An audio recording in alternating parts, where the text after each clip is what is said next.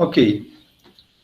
Então, a gente passa a ver na aula de hoje algoritmos de sombreamento. Sombreamento, na tradução, além do shading.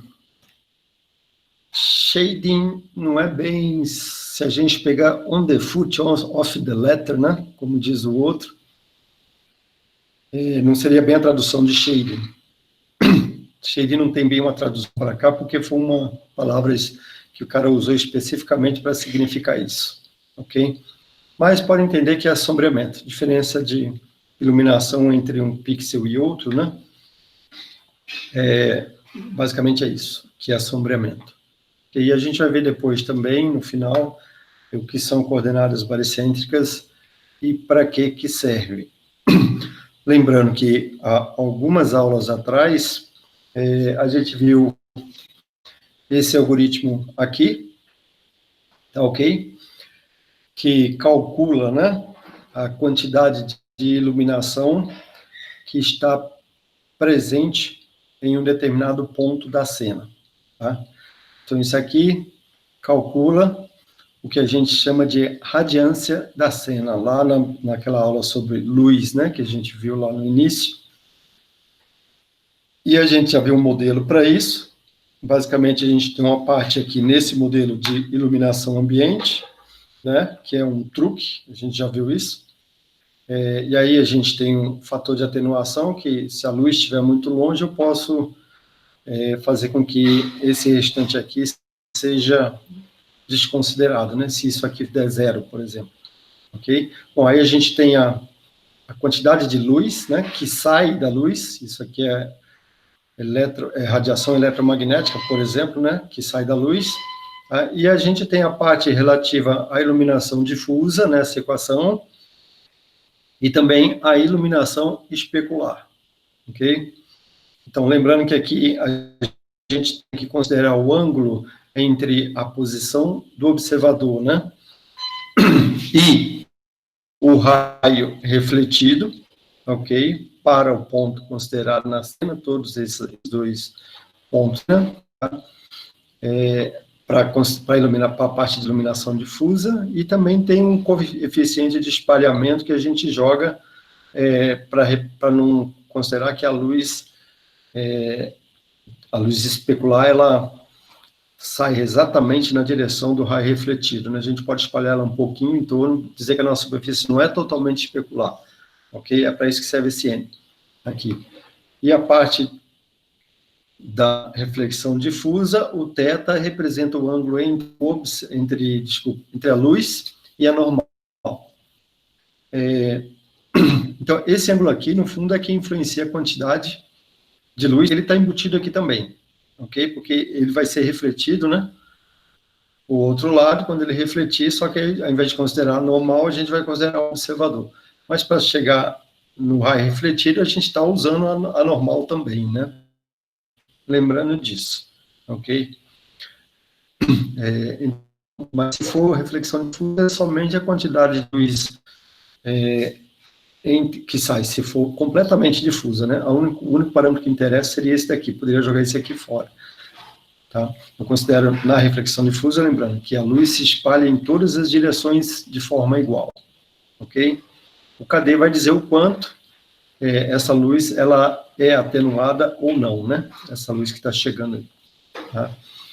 Então, legal. Dada essa equação aqui, para aplicar ela no modelo, imaginando, por exemplo, o algoritmo de raycasting ou ray tracing, né? Vamos chamar assim, que a gente viu na aula passada, que é o mais simples de entender. Tudo que eu tenho que fazer nesse algoritmo é para cada ponto da imagem, eu vou calcular a interseção do raio que sai do observador para a cena, e aí, uma vez que eu determinei o ponto no objeto, através do cálculo dessa interseção, eu tenho como aplicar essa equação aqui, né?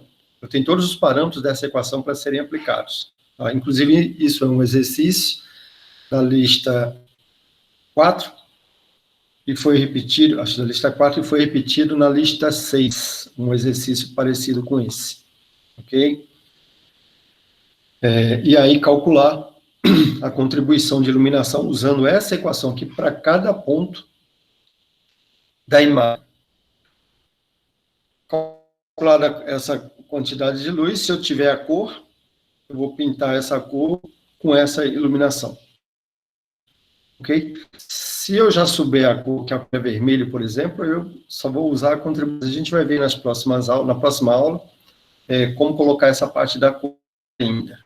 Ok? Mas, por enquanto, vamos entender que a gente tem aí, que dá para, imaginando que a esfera seja vermelha, tem como a gente jogar essa equação aqui para cada ponto da imagem e calcular onde é que ele vai dar lá na cena, e aí sim, né? Primeiro ponto de interseção, pega e calcularei. Isso é o Ray Trace. Legal. Eu estou falando para cada ponto da imagem. Eu tenho que calcular isso. Se eu tiver uma imagem 16K, por exemplo, vamos logo chutar o máximo de resolução possível que a gente tem hoje em dia, já dá para imaginar que esse algoritmo não seria factível de executar ele, se eu tivesse, principalmente quando as cenas começam a ficar complexas, colocar mais objetos, não tem como a gente executar ele em 33 milissegundos, que é o tempo plausível aí para a gente ter 30 frames por segundo, né? Bom, é impossível fazer isso. Pô, mas só colocou que tem um algoritmo, tá? Se você for aplicar esse algoritmo, quem for fazer o Ray Tracing, vai ver isso na prática. Quando você começar a disparar os raios, você vai ver que nem no computador de vocês normal, aí que é, sei lá, 840 por 400, nem colocando a resolução baixa, vocês não vão conseguir fazer isso a 33 milissegundos. Tá? É muito processamento. Para calcular cada um dos parâmetros dessa equação aqui, né, interseção, etc., para cada ponto da imagem, dá um trabalho do cão. Ok? Pô, professor, mas você colocou um algoritmo que não funciona? Né? Vamos pensar numa outra maneira de representação da nossa cena. Tá? Vamos pensar, por exemplo, que a gente tem na nossa cena uma esfera, ou a nossa cena seja representada por triângulos. Tá? Então, tudo que eu teria que fazer nesse caso, para repetir esse algoritmo aqui do Ray Tracing, seria sair percorrendo cada um dos triângulos, né? E para cada triângulo eu sair calculando os coeficientes dessa equação aqui. E jogar ele na imagem, né? Colocar lá na imagem qual é o valor da luz ou da cor associado a cada ponto. Ok? Beleza, não melhorou muito. Saí de cada ponto na minha imagem para objetos agora que são representados em forma triangular. Ok? Mas agora vamos supor o seguinte, para cada triângulo que eu tenho na minha cena agora é uma série de triângulozinhos pequenininhos colados um no outro, ok? Para cada triângulo desses, eu tenho condições de calcular essa equação aqui, de shade, né? Equação de iluminação, aliás, desculpe, eu tenho condições de calcular essa equação de iluminação para esses pontos, para esses vértices que fazem parte desses triângulos, ok? Opa, isso está me sugerindo o seguinte, eu não precisaria, então, calcular, se eu tiver essa equação aqui calculada para os vértices desses triângulos, ok? Eu poderia, de alguma maneira, não precisar calcular ela para as partes interiores, para os pixels, né, que estão interiores ao triângulo. Eu posso, por exemplo, fazer uma interpolação, ok? Opa, legal. Então, isso aqui já alivia esse meu processamento. E essa interpolação fica legal? Não, ela não é 100% perfeita, mas, como a gente sempre está dizendo aqui em CG, que a gente gosta de enganar o ser humano, né, a gente consegue, com ela, enganar o ser humano para ele pensar que ele está vendo uma imagem quase perfeita, né? Ok? Então, ao invés de sair percorrendo cada linha de cada triângulo, calculando a interseção, etc., jogando nessa equação, a gente poderia calcular isso só nos vértices do triângulo. E aí, dependendo do ponto que eu tiver dentro do triângulo, eu faço uma interpolação entre os valores dos vértices que do triângulo, que é aquele ponto que está dentro, ok? Então, a ideia básica do shading é isso, é você interpolar, né, os valores de iluminação e não utilizar o algoritmo do Ray Tracing à risca, né, como diz o outro. Eu posso usar o Ray Tracing, sim, para calcular nos vértices, ok? Posso usar o Z-Buffer para calcular nos vértices, mas eu só deixo esses valores calculados de uma maneira estratégica, né, para esses pontos que eu sei que eu tenho, eles calculados, e depois, se vocês se lembram daquele pipeline lá do OpenGL que a gente colocou, em algum momento, o OpenGL usa esses valores que estão calculados para os vértices e faz o que a gente chama de rasterização. Então, esse shading aqui, normalmente, ele é feito durante a rasterização, ok? Então, é assim que o OpenGL consegue fazer a gente fazer esse tempo real, né? Fazer a 30 frames por segundo. Ao invés de calcular em todos os pontos da imagem, eu vou calcular em apenas alguns, e pegar o valor desses pontos e passar para o outro. Ok? Então, o Shade consegue resolver esse problema aí da ineficiência, né? O hardware não consegue processar isso em tempo real. Então, usando esse algoritmo, o pessoal começou a perceber que dava para fazer em tempo real. Tá? Então, existem alguns algoritmos usados para fazer isso. Tá? O primeiro é FLAT, o segundo, o nome dele é Gouraud, e o terceiro é o algoritmo de shading de Phong, chamado, ok?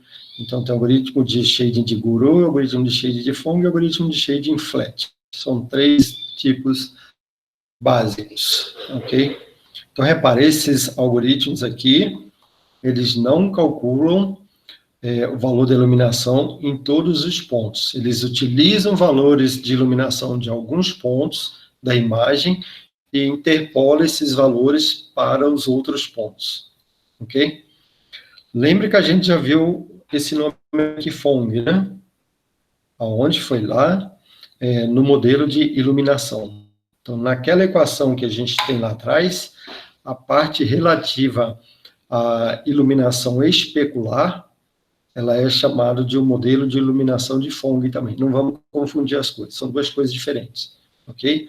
Porque a gente está falando de um algoritmo de shading que, por acaso, foi feito pelo mesmo cara. Tá? A gente chama shading de Phong. Tá? Como é que funciona o flat? Eu poderia traduzir flat como facetado, né? Faces, na verdade. Tranquilo, eu calculo o baricentro, se eu tiver representação por triângulos, né? Normalmente a gente usa esses algoritmos quando a gente modela nossos objetos por pequenos triângulos. Lembra que eu já falei lá no início, já dei uma ideia, né? Ao invés de eu ter uma equação da esfera, eu posso pegar a minha esfera e quebrar ela, eu posso fazer como uma bola de futebol, né? Que é quebrada em vários polígonos para poder ficar uma bola, né?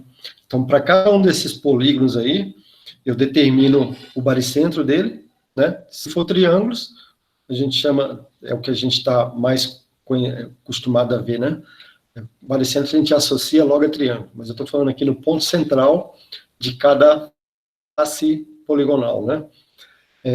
Uma vez que eu tenho esse ponto central aí eu calculo as equações, os parâmetros, né, da equação de iluminação e determino a iluminação para esse ponto. Então, veja bem, se eu tiver uma bola com 32 gomos, né, que é normal da gente ter, com 32 polígonos, eu só precisaria calcular 32 vezes essa iluminação. Ok? E aí, aqui no shading, esse valor aí, ele é o mesmo para todos os pixels dentro daquele polígono. Ok? Bom, então, aqui não tem iluminação. Tá? Aqui é simplesmente calcular o valor da iluminação para o baricentro do polígono e espalhar para os vizinhos, até chegar na borda do polígono, né? Se for um triângulo, aí o efeito visual flat é esse aqui, né?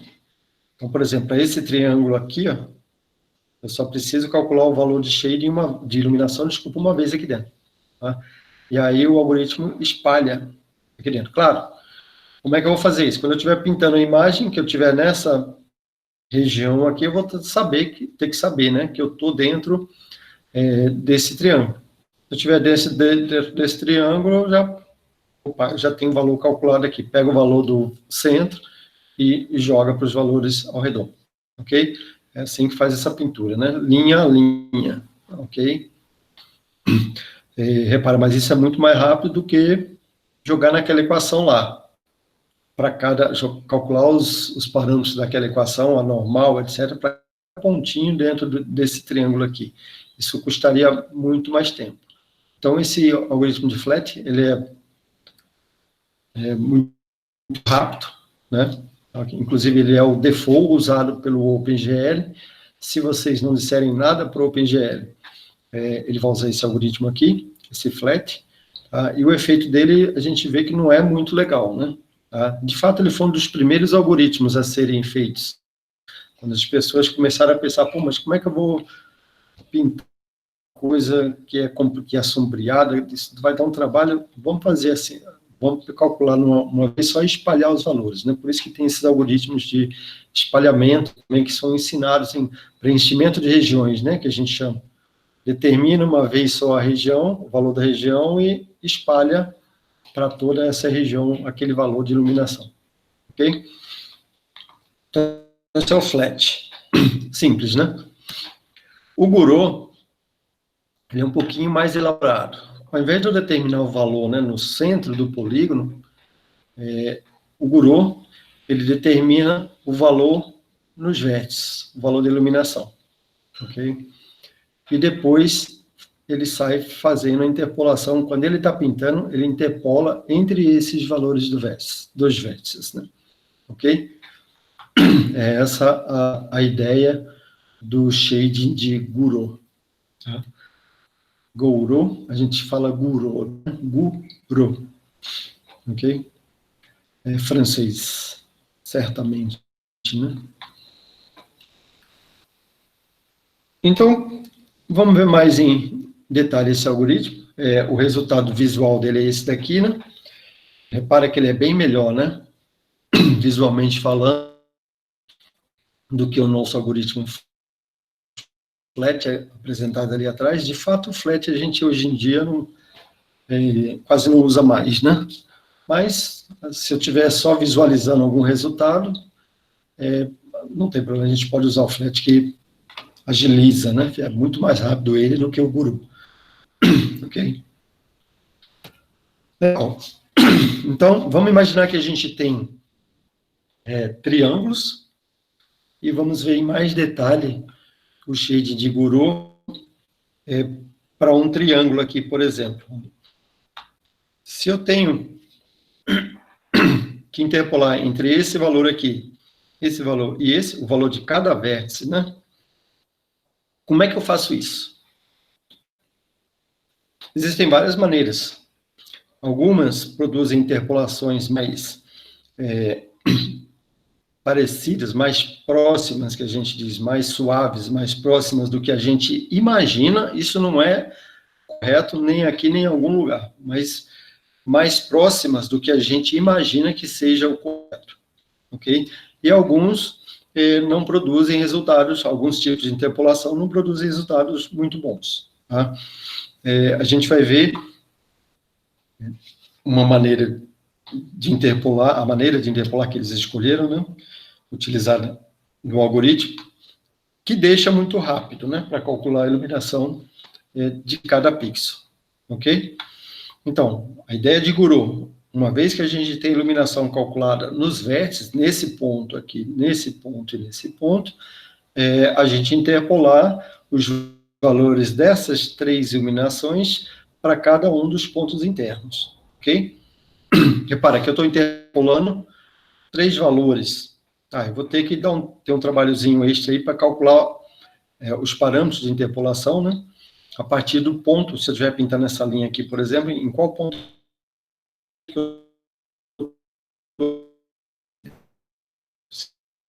a coordenada x e y, né, que eu estou aqui dentro, ok? Ou se eu tiver o y, por exemplo, eu estou na linha tal. Então, qual é o x desse ponto aqui? A interpolação entre esse e esse ponto, entre essa linha que eu consigo determinar esse ponto aqui, né?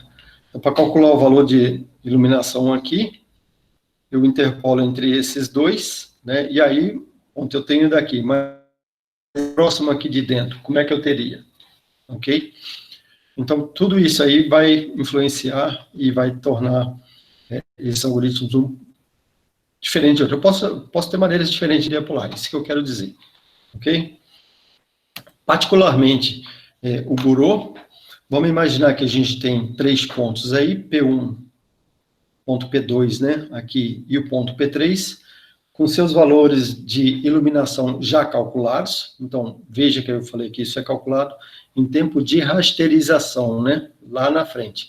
Então, esses valores aqui, P1, P2, e os valores de shade, né, de P1, P2 e P3, eles vêm, quando eu projeto os pontos, eu tenho os parâmetros deles, né, os parâmetros de normal, daqueles 4 raios lá, né, para o observador, a normal, o raio refletido, e o vetor para a luz, né, tendo esses 4, eu consigo calcular esses valores de shade. Então, imagine que eu tenho esses valores já calculados, ok, e aqui eu só vou espalhar esses valores para esses outros pontos, tá? O que o shade de Gouraud faz usa o valor do ponto P1, que é S1, né? E o valor do ponto P3, que é S3, para determinar o valor aqui nesse ponto, que vamos chamar esse ponto de A, ok? Usa os valores de shading do ponto P1 e do ponto P2 para determinar o valor de shading, o valor da iluminação, né? Ou da cor, que seja, qual dos dois você estiver usando, aqui no ponto B, ok? Repara, o centro do pixel está em D, aqui. E aqui, ele não está em A, ele está em C. Então, na verdade, a gente teria um pequeno deslocamento aí, tá? Na interpolação, que já é uma aproximação isso. Mas eu posso usar o valor de A aqui. Depois, no final, a gente vai ver que a gente teria que considerar isso aqui, teria que considerar para ser completamente correto, né?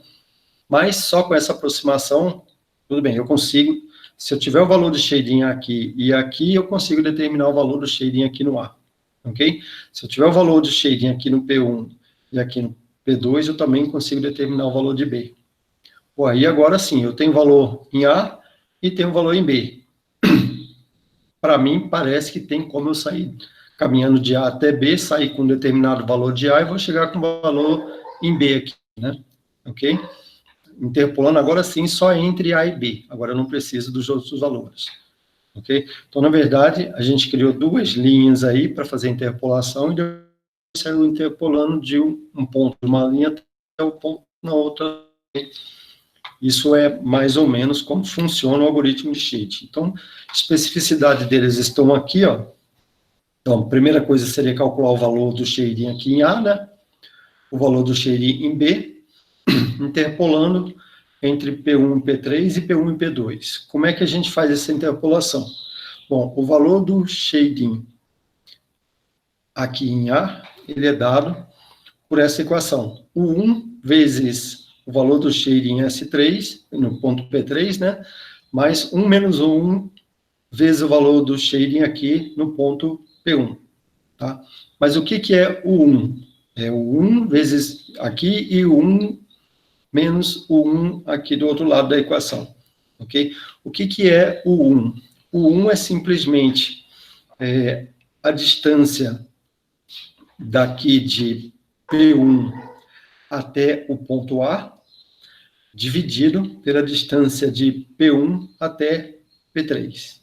Opa, então, essa distância menor dividido por essa distância maior.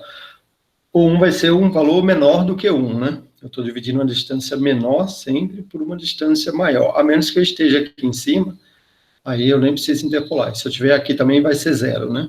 O 1 vai ser 0 aqui, né? Ok? Então, aqui é 0, aqui é 1, que daria os próprios pontos, mas em qualquer lugar que eu tiver aqui, eu vou ter um determinado valor aí, que aí sim, agora usando ele, eu consigo interpolar entre o valor do shading aqui e o valor do shading aqui, em S1, usando essa equação aqui, né? Foi a mesma coisa lá do outro lado para determinar o valor do shading em B, né?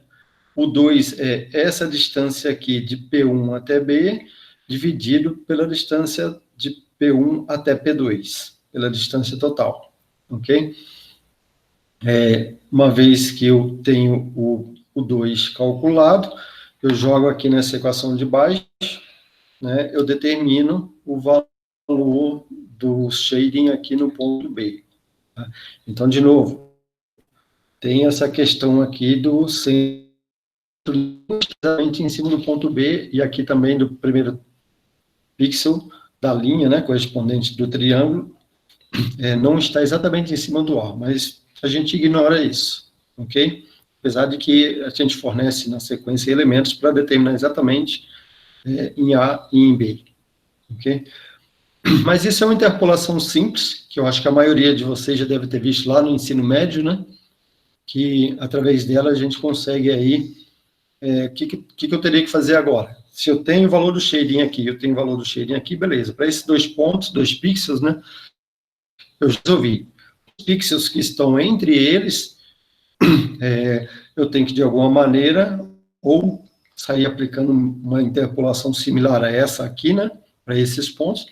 Ou melhor ainda, se a gente sair daqui com o valor de iluminação desse ponto A e calcular um delta, né?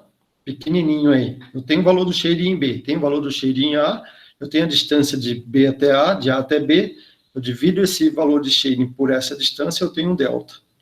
Aí eu saio daqui com o valor de A, do shading no A, e saio somando esse delta, até chegar no B.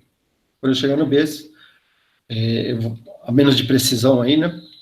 Eu vou chegar, em teoria, com o valor que eu teria lá no B, ok? Somando esse deltazinho aí, tá?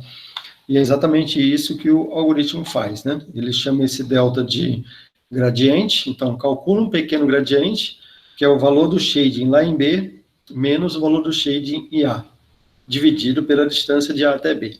Lembrando que essa distância aqui, ela é em pixels, né? Estou falando de valores inteiros, aí eu estou falando lá na fase de rasterização. Ok?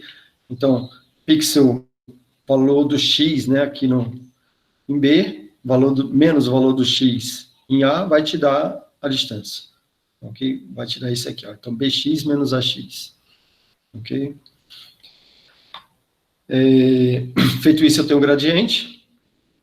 E aí é só fazer um loop de A até B. Quando eu chegar em B, a gente para, né? Veja que, na verdade, eu teria que calcular o valor da iluminação aqui, eu teria que sair de C, né, que é o centro do pixel. Tá? Mas a gente pode assumir que o valor de A aqui é o mesmo em C e o valor de B também é o mesmo aqui em C. Ok? E eu vou chegar até aqui, pixel inteiro. Ok? Isso não vai gerar um erro muito... gera um erro desconsiderável. Tá? Então, é só fazer um loop de C ou de A, né, até B ou até D, e sair somando esse gradiente, que eu vou sair com o valor de A aqui e vou chegar com o valor de B aqui, aproximadamente, né? Ok? É esse que está aqui embaixo, esse algoritmozinho, ok? Então, esse é o shading, né, de Guru. Então, como é que a gente resolve essa questão aqui da parte fracionária, né, que eu falei? Se você quiser considerar isso, é só para determinar o valor correto aqui em C, né? Mas, de novo, isso aqui é um cálculo a mais. Isso aqui não vai dar não dá uma diferença muito grande. A maioria das pessoas ignora isso aqui, né? Para determinar o valor correto aqui em cima de C, ok? O valor em C, ele não é o mesmo valor. O valor em A foi determinado a partir do shading P1 e shading de P2, né? Então, ele é o valor aqui em cima da linha. O valor aqui em C, ele é um pouquinho diferente, né? Ok? Mas dá para calcular ele, né? Só tem aí um cálculozinho a mais, uma multiplicação e uma subtração, né? ok? E tem que calcular a parte fracionária aqui também do A, né? Qual é o tanto que a gente tem aqui, tá ok? Mas isso não vai influenciar muito no resultado, não. Tá certo? Mas só lembrando que poderia se calcular se quiser fazer mais perfeito um pouquinho. Bom, o resultado do shading de Gouraud é isso aqui. Então, aquela esfera que vocês, eu acho que vocês devem produzir num dos exercícios práticos, ela é feita utilizando o modelo de Gouraud, ok? Tem como habilitar isso lá no OpenGL, certo? Fica bem legal, né? Depois vocês vão ver que para o OpenGL desenhar uma esfera, como é que ele faz? Ele corta ela em fatias, imagina a Terra, corta a Terra em meridianos e paralelos, né? Então, seria fatias, seriam os meridianos, né? E cada fatia dessa eu tenho camadas, que seriam os paralelos, ok? E aí, traz isso para a superfície da Terra. Você vai ter polígonos quadriláteros, né? Eu não vou chamar de quadrados porque não são bem quadrados, por conta de ser fatiados. Aqui dá para ver bem cada uma das fatias, né? Isso aqui é como se tivesse, essa parte da esfera aqui é como se ela estivesse no Equador, né? Ok? E as camadas são cortando daqui para lá. Ou seja, então, cada quadrado desse daqui, né, mais ou menos, cada quadrilátero desse que fica na esfera, aí sim, ele é dividido em 2 triângulos, ok? Então, aqui eu teria um outro quadrilátero que é dividido em 2 triângulos, e assim uma esfera, ela é desenhada quebrando ela, né, em triângulos. Então, na verdade, quebra-se em fatias e em camadas, e aí pega essas... E você pode mudar, né, quando vocês verem a equação lá, a função que gera esfera no OpenGL, vocês vão ter esses dois parâmetros lá, o número de fatias e o número de camadas. Se aumentar os dois, esse efeito da borda aqui que a gente está vendo, ele passa a ser menor um pouquinho, tá? Se colocar bastante, você vai enxergar bem redondinha a esfera, tá? Então, é assim que o OpenGL desenha ela, ele quebra. E aí, o shading, a iluminação, para cada um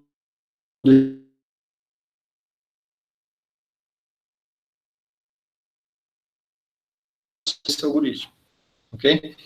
Se mudar lá no OpenGL para flat, vocês vão ver o efeito bem legal vocês vão ver que a esfera passa a ser... Eu nem sei se dá para desenhar a esfera em flat, mas tenta lá depois, ok? Bom, mas e o Phong? Isso foi o de Gouraud. O primeiro é o flat, né? Modelo mais simples. O segundo é o de Gouraud, que usa essa interpolação maluca aí, né? Que eu acabei de passar para vocês. Maluca não, porque vocês já tinham visto, né? Lá no ensino médio, acho que vocês aprenderam a interpolar, com certeza. Ok?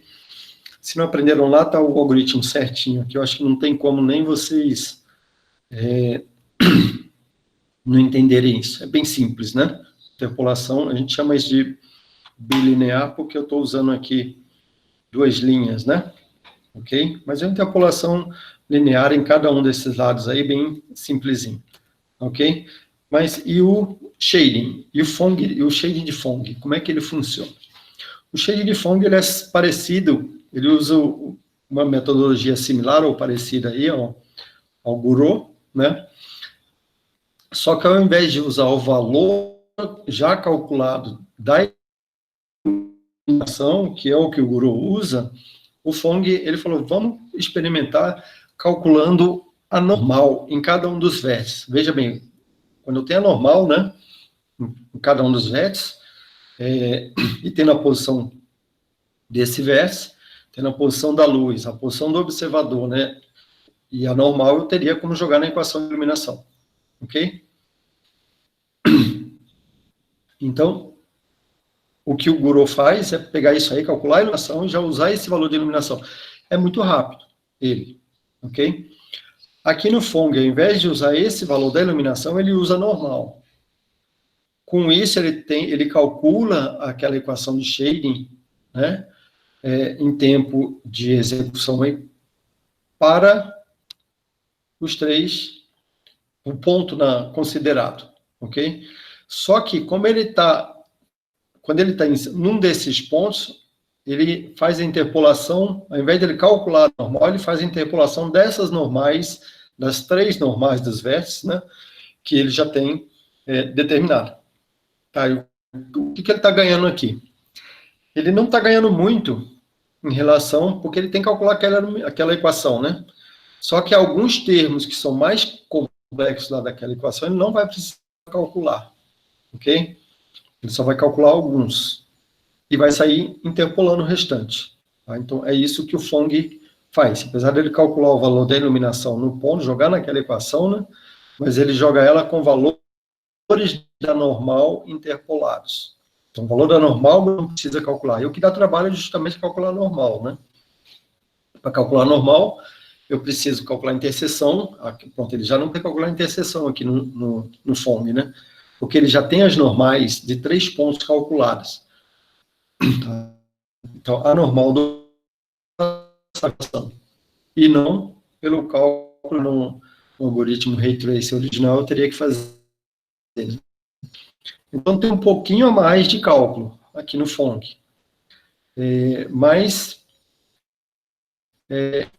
ele ganha, com esse pouco a mais de cálculo, ele consegue ganhar um pouquinho mais de precisão. O algoritmo dele fica melhor, principalmente quando a gente tem superfícies mais espelhadas. Fica mais legal. Tá? O método pode ser exatamente o mesmo, lá do Gouraud, para interpolar as normais, né? Lembrando que a normal é composta por tem 3 componentes, né? Tá? Então, eu pego o vetor na direção x, normal, tem um componente em x, em y e em z. Eu pego o componente em x de cada uma das 3 normais e interpolo ele. Pega a componente em y de cada uma das 3 normais, interpolo, e a componente z em cada uma das 3 e interpola. Aí eu tenho uma normal interpolada. Tá? Aí sim, eu consigo determinar, quer dizer, eu pulo, né? Aqui aquela fase de cálculo da intersecção, ok? Então é assim que funciona o algoritmo de iluminação de Phong. Tá? Fica bem legalzinho. A gente vai ver na sequência uma imagem que mostra, aliás, está aqui, né? Então, aqui usando flat, acho que eu já mostrei essa imagem para vocês algum dia. Então, já era bacana, né, na época que surgiu isso aqui. Depois, isso foi melhorado, né, com o Gouraud, e o Phong, ele fica melhor um pouquinho. Joga um pouquinho mais de overhead, né, de cálculos, mas ele fica melhor. Veja, aqui a quantidade de iluminação difusa e especular é mais ou menos a mesma nessas imagens. Só que aqui fica melhor, né, ele representa melhor as iluminações especulares. Ok? O método de Phong. Tá? Um resumo aí dos 3 algoritmos. A gente viu que no flat, né, ou facetado, né, como a gente está traduzindo, não tem interpolação, a gente só determina no centro, né, do polígono o valor de iluminação e espalha esse valor dentro do polígono. É o mais barato, mas não fica muito legal, ok? É mais rápido, né? O Gouraud, ele interpola as cores, né, ou seja, iluminação ou cor, né, como queira, de cada vértice, e depois faz a iluminação, uma interpolação linear, né, entre esses valores de cores dos vértices, ok? O custo para cada ponto é só uma adição, né, de 3 valores, é só multiplicação, né, na verdade, de um coeficiente por cada. Então, é bem rapidinho para fazer essa interpolação, ok? E a diferença é que ele interpola as normais, então tem que manter as normais dos vértices dos triângulos, né? Aqui no Gouraud não, só manteria, eu jogaria fora as normais, só passo lá para a rasterização a parte de cor. Opa, se eu tenho que fazer isso em rasterização, então esse cara aqui não dá para fazer em tempo de rasterização. Até dá, né? Mas aí eu tenho que tirar essa rasterização OpenGL. Então, o Phong, ele não está implementado no OpenGL. Se alguém quiser usar o Phong, vai ter que implementar ele, ok? Que não é muito difícil, né? Fazer a implementação dele. Tá? Mas, em resumo, as normais calculadas nos vértices para poder interpolar linearmente elas, as normais, né? E joga essa normal no cálculo da iluminação lá para cada um dos pontos. É caro isso, não é tão barato assim, mas é muito mais barato ainda do que se tiver que calcular realmente a normal para cada ponto interno do triângulo, ok? Para calcular normal, precisa calcular a intersecção, né? De raia, tem que saber onde eu estou, etc. Aí tem muito mais trabalho, calculando a normal realmente. Interpolando a normal é muito mais rápido, ok? Então, se quiser sair em nível de perfeição aí, facetado, né? Gouraud, Phong, e depois daí eu já teria o próprio Ray Tracing, digamos assim, né? Ou um daqueles algoritmos que a gente viu na aula sobre iluminação, né? Sobre visibilidade, desculpa. Ok? Legal. Aí na aula que vem a gente vai ver um pouquinho de textura, mapeamento de textura, né? Vamos ver como é que a textura que jogaria realmente cor nos pontos. Bom, deixa a textura para a aula que vem e vamos ver uma outra forma ainda de interpolação, ok? Vamos ver o que acontece. Eu tenho um quadrilátero, são 4 lados, né? E calcule as normais, o valor de iluminação, né, nos vértices desse quadrilátero, tá? Então, o valor no vértice aqui deu azul, aqui é vermelho, aqui é azul e aqui é vermelho. Qual seria o valor da cor aqui nesse ponto central? Se a gente usar esse algoritmo, um desses algoritmos, né, que a gente acabou de ver, tanto o Gouraud, né, quanto o Phong, o valor de iluminação, a menos que eu use o flat, né, o flat eu teria que determinar o valor aqui no ponto, mas usando um dos outros dois, né, o valor da cor aqui em C vai ser azul, ok? Porque vai ser a interpolação entre esse ponto extremo esquerdo aqui e o ponto extremo direito desse quadrilátero, tá? Então vai dar azul. Ok? Bom, vamos tombar esse quadrilátero aqui, colocar azul em cima e embaixo e vermelho à esquerda e à direita. Qual vai ser a cor agora? Vai ser vermelho. Opa, isso parece que está meio inconsistente, né? Uma hora é azul, outra hora é vermelho. Qual seria a cor real? Uma pergunta que a gente teria que fazer, né, aqui dentro. Eu posso pensar que a cor aqui dentro, ela possa ser legal. Por exemplo, né, ela seria uma interpolação entre essas duas cores. Aqui no meio seria uma combinação dos 4 vértices, né? Ok? Pô, legal. Os algoritmos que a gente vê não conseguem esse problema, tá? Ou ele vai botar essa cor aqui, ele vai mudar a cor desse ponto aqui de acordo com a orientação desse quadrilátero, tá? Se eu tivesse triângulo, vai mudar também, por triângulos. Possivelmente sim, ok? Essa mudança não é significativa, mas muda. Mas esse caso ele é mais evidente quando a gente tem quadriláteros. Aí a gente percebe que a cor realmente muda, né? A cor do ponto central. Tá?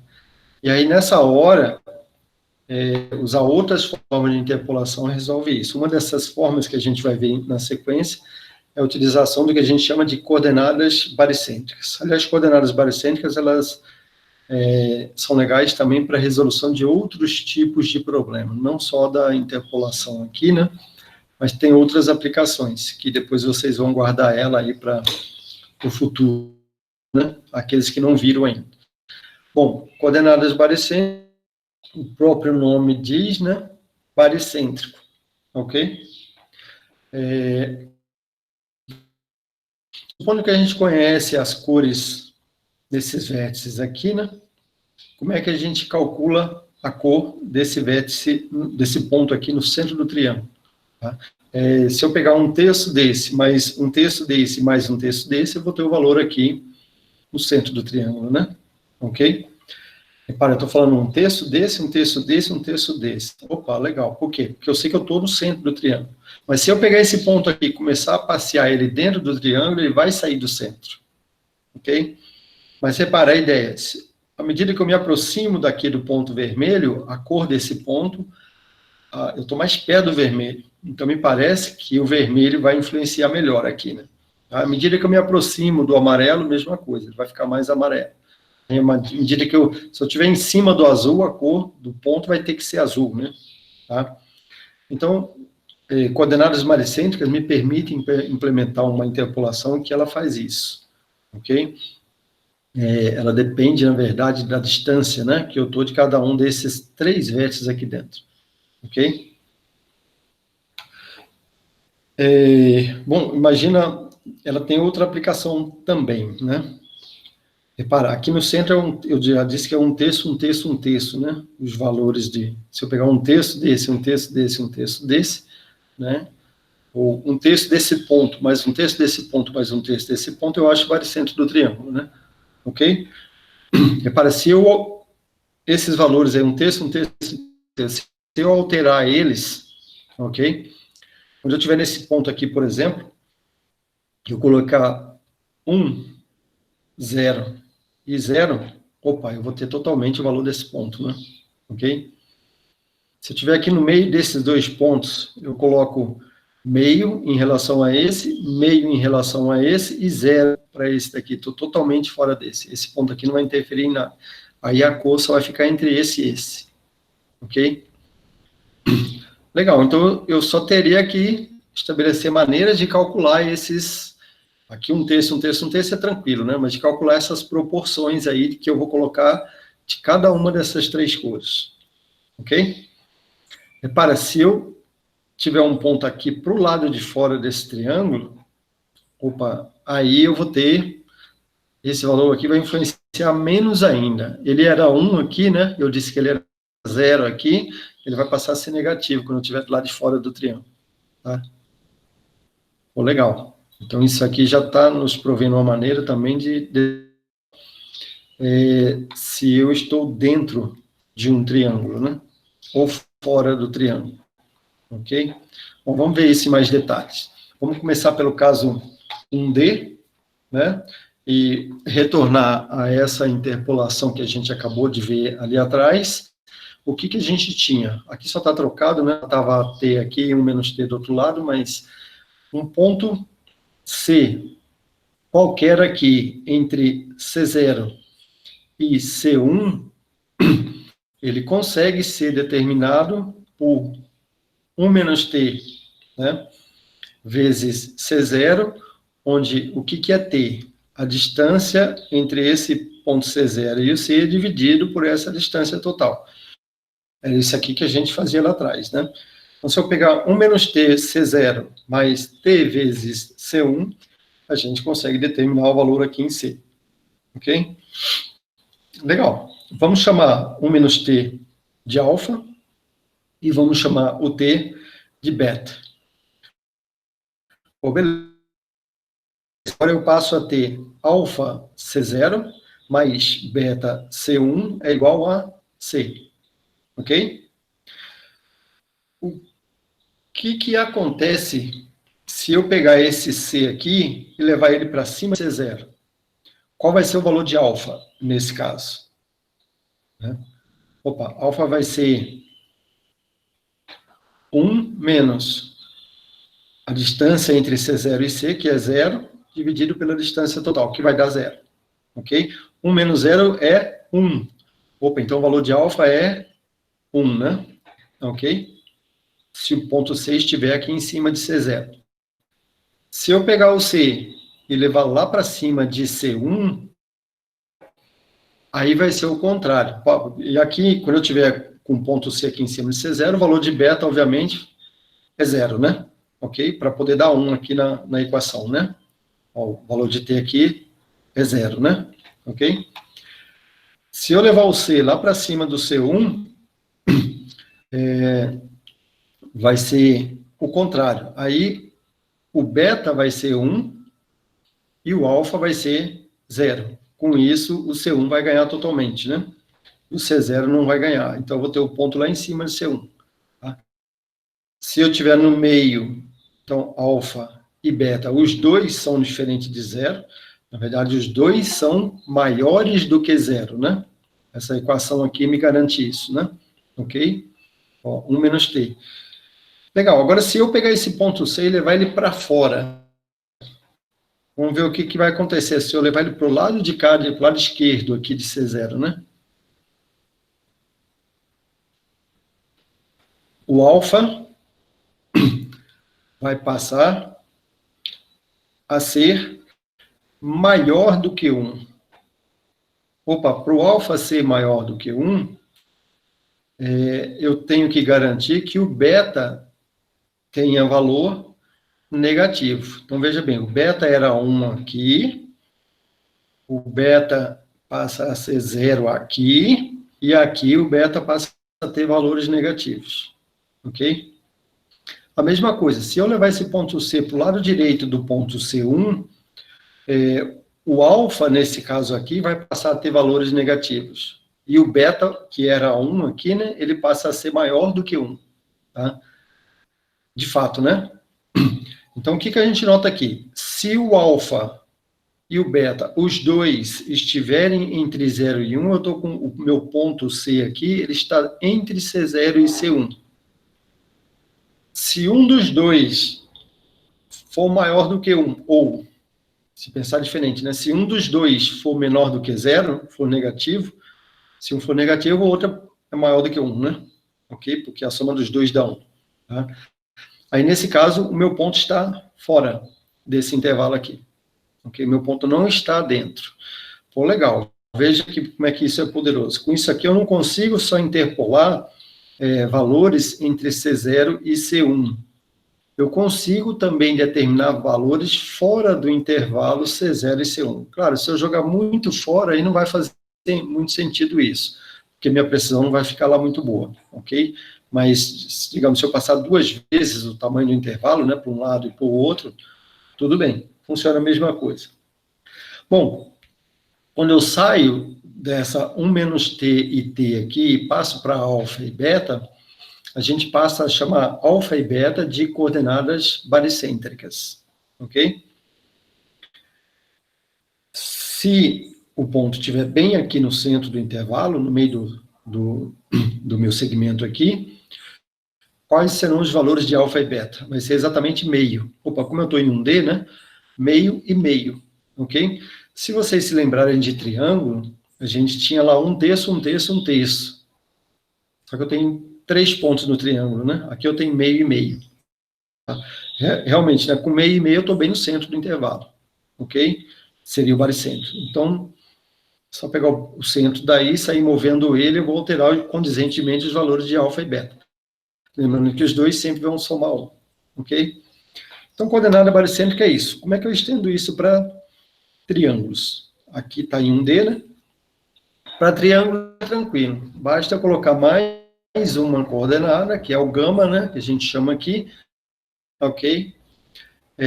Lembrando que alfa mais beta mais gama dá 1, né? Sempre, ok?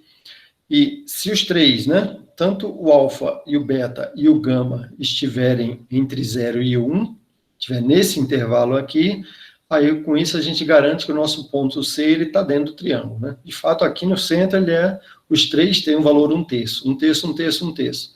À medida que eu me aproximo de C0, né? O valor da coordenada alfa, que é em relação a ele, né? Eu tenho alfa em relação ao ponto C0, eu tenho beta em relação a C1 e tenho gama em relação a C2. Em relação à linha que sai de C0 e vai a mediatriz, né? E vai na direção da mediatriz aqui para o outro lado, ok? Então, pensa uma linha desse lado. O alfa, ele me diz o quão longe eu estou do ponto C0. Se o alfa for 1, eu vou estar exatamente em cima do ponto C0. Se o alfa for maior do que 1, eu vou estar abaixo, que eu vou estar fora do triângulo, né? E se o alfa estiver entre 1 e 0, eu vou estar em algum lugar aqui no meio dessa linha. As duas outras sendo 0. Eu vou estar em algum lugar aqui no meio dessa linha, né? Ok? Se eu tiver exatamente aqui entre C1 e C2, ó, o valor de alfa vai ser exatamente 0. Ok? Eu só vou ter meio de C1 aqui e meio para C2. Eu estou exatamente na metade aqui entre os dois, né? Aí o valor de beta e gama vai ser meio e meio aqui nessa posição. E o valor de alfa é 0. Ok? Pois se eu estiver para fora dessa aresta C1, C2, o meu ponto estiver aqui do lado de fora, aí o valor de alfa se torna negativo. Ok? Então pensa dessa maneira. O valor de alfa é nessa direção. À medida que eu caminho em direção ao ponto, eu vou caminhando, eu vou aumentando o valor dele. Se eu tiver daqui, né? Aumentando significa eu vou levar ele para 1. Aumentando significa, vou diminuir, né? Ou aumentar ele para levar ele para 1. Ok? Ele vai ser 0 na aresta oposta e vai ser negativo fora dessa aresta. E por lado de baixo aqui ele vai ser maior do que 1. Ok? E a mesma coisa em relação a beta e em relação a gama. Beta, se estiver em cima do C1, ele vai ser 1. Se eu estiver na aresta oposta aqui ao vértice C1, o valor dele vai ser 0. Em qualquer ponto da aresta aqui, ele vai ser 0. E aí eu só vou ter influência de alfa, né?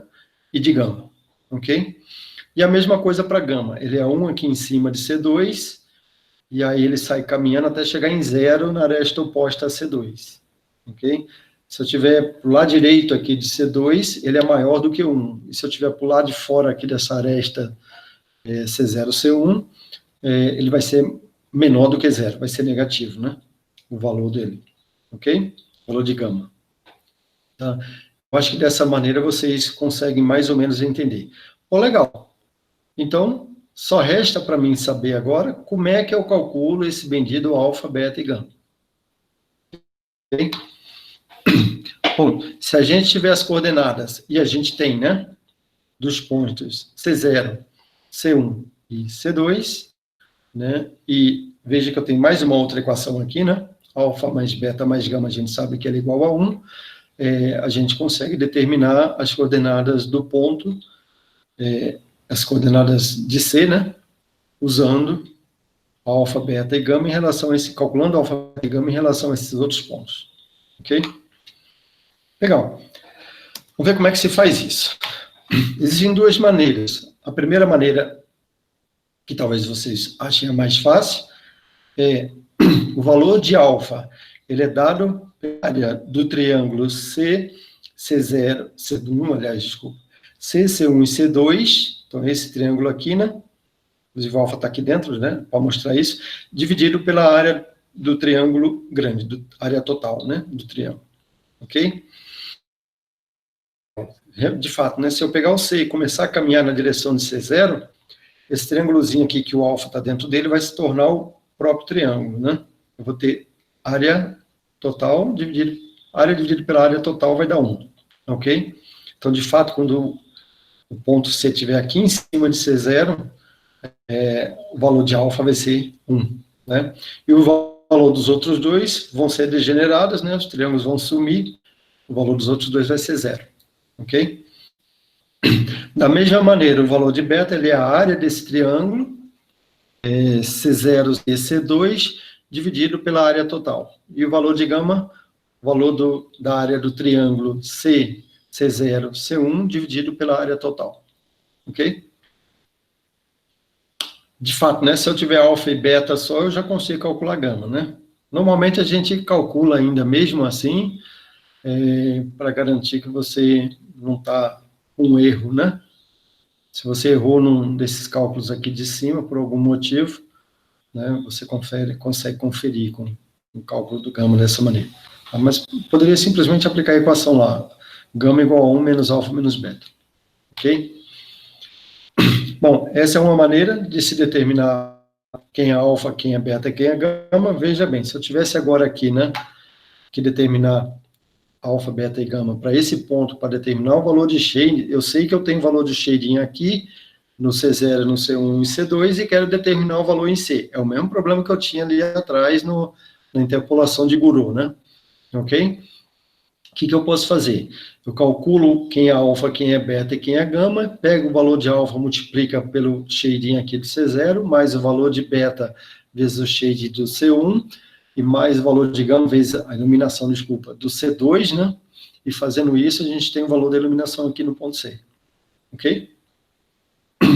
Simples assim. Determina alfa, beta e gama e multiplica cada um pelas iluminações dos vértices correspondentes. Tá, eu teria da mesma maneira, né? Só que, veja, tem um pouquinho de overhead, usando coordenada baricêntrica. Por quê? Eu tenho que calcular, tem um trabalho, né, de calcular alfa, beta e gama para cada ponto interno ao triângulo agora. Se eu tiver num ponto aqui, né, tem que calcular alfa, beta e gama. Deixa eu autorizar alguém aqui que acabou de entrar. Seja bem-vindo. Ok, legal. Então, com isso, a gente vê uma nova forma aí de interpolação, que é com a utilização das coordenadas baricêntricas. Então, a gente vai ter 3 valores agora, né, alfa, beta e gama, que devem ser determinados, né, e basta aí depois multiplicar eles pelos valores da cor, né, nos pontos correspondentes, que eu teria o valor da cor, ok? Talvez usar esse método aqui seja um bom trabalho final de curso, né, de vocês aí, desculpa, final de disciplina. Seja usar esse método aqui, ao invés de substituir, criar um método de interpolação baseado em baricêntrica, e substituir ao método usado no Guru, que é implementado no OpenGL. Tira isso do OpenGL, né, e faça o cálculo usando baricêntricas. Isso daria um bom trabalho. Ok? Legal. Então, como eu já disse, né, o valor de alfa é a área desse triângulo, onde ele está interno aqui, dividido pela área total, né? Como é que se calcula a área de triângulo? Ensino médio, né? Vocês aprenderam lá atrás, mas tem nos slides, depois eu volto, tem nos slides aqui logo à frente, né? Como é que se calcula a área do triângulo, ok? Bom, tem 2 maneiras, né, básicas aí, uma delas é aquela regra lá do paralelogramo que a gente chama, né? Calcula a área do paralelogramo, divide por 2, você tem a área do triângulo. E como é que calcula a área do paralelogramo? Aí tem as formulazinhas lá, né, para calcular ela. B menos A, vetorial com C menos A, e calcula a norma disso, né, e divide por 2. Ok? Isso te dá... Calcula o módulo, desculpa, né? Ok?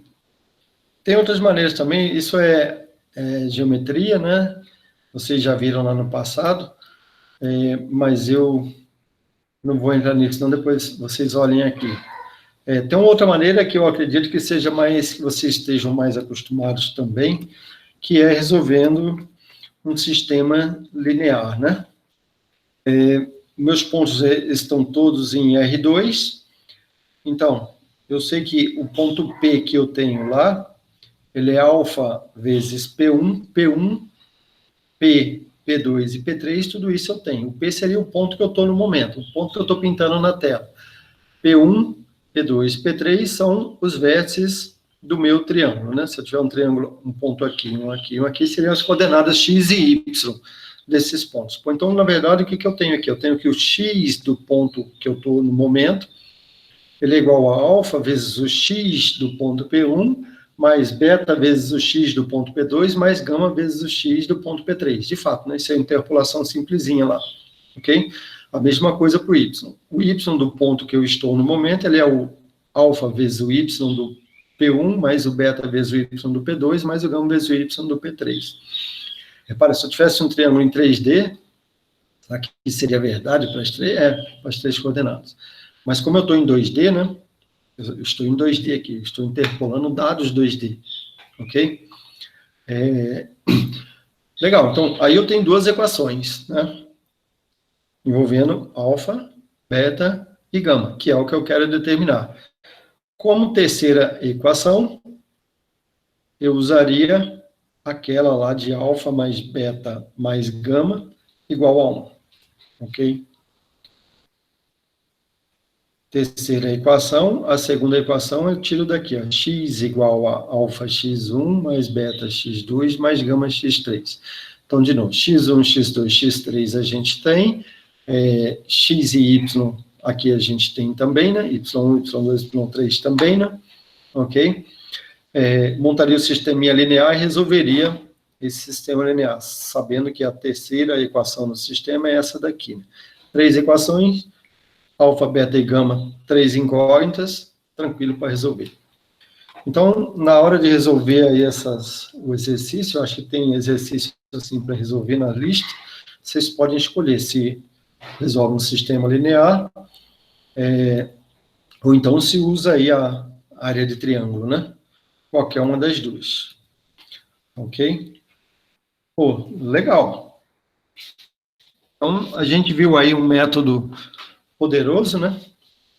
Coordenadas baricêntricas, para calculando baseado em coordenadas baricêntricas, né? Que serve não somente para determinar aí os valores, lembra lá das normais?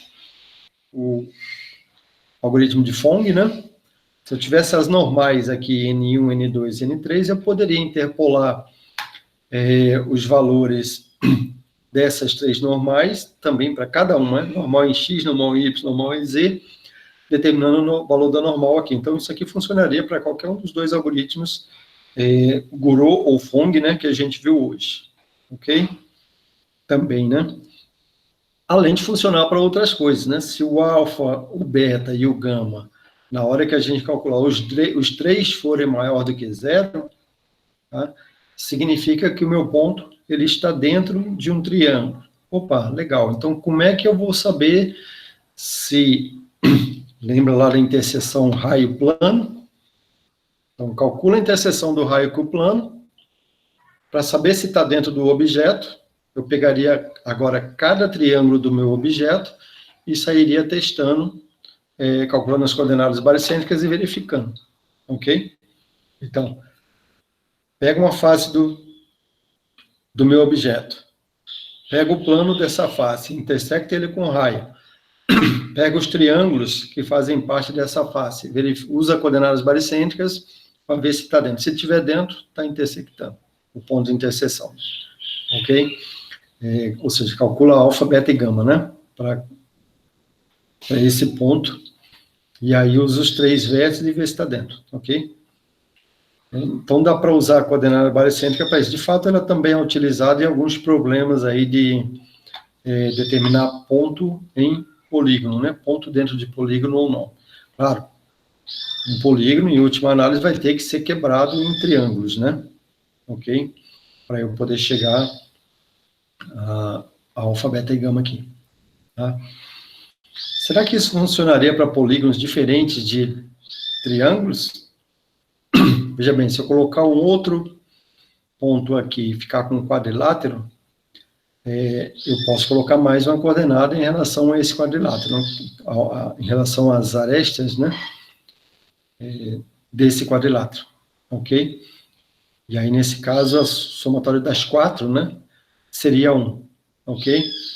Então, daria assim, né, funcionaria. Aí, aquele caso lá meu que eu tinha de ambiguidade pode ser resolvido nessa hora aqui, né, usando coordenadas baricêntricas, ok? Então, basicamente o que a gente viu na aula de hoje foi os métodos de shading aí, né, que são utilizados para poder acelerar o processamento. Se eu for usar o Ray Tracing na sua essência, a gente não consegue fazer ele em tempo real, a 30 frames por segundo, mas usando os modelos de shading aí que a gente aprendeu na aula de hoje, a gente consegue acelerar o processamento. Ok? Significa, eu não vou calcular a iluminação ou a normal, né, para todo ponto. Vou calcular em alguns pontos estratégicos e vou usar esses valores aí para interpolar os valores para os outros pontos. Ok? Então, ao invés de calcular para 1 milhão de pontos, se eu tiver uma imagem de 1000 por 1000, né, eu calcularia, sei lá, para 200, 300 pontos ao longo da imagem. Já é uma diminuição bastante, né? E aí eu jogo isso para rasterização, e lá na rasterização a gente faz essa interpolação, tá? Em tempo de rasterização, ok? Claro, se eu for usar coordenadas baricêntricas, aí eu tenho que tirar isso do OpenGL, né? O OpenGL já está em tempo de rasterização lá para esse algoritmo de flat e Gouraud. Tá? Se eu for fazer o meu algoritmo, vou tirar do OpenGL, aí eu tenho que fazer esses cálculos, tenho que fazer em memória, né? Ok? O OpenGL também faz, não que o OpenGL não faça em memória isso, né?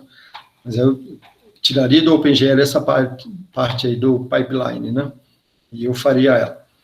Ok? Legal. Tem outras coisas aí, mas foge ao contexto. Tá? Só vou interromper a gravação.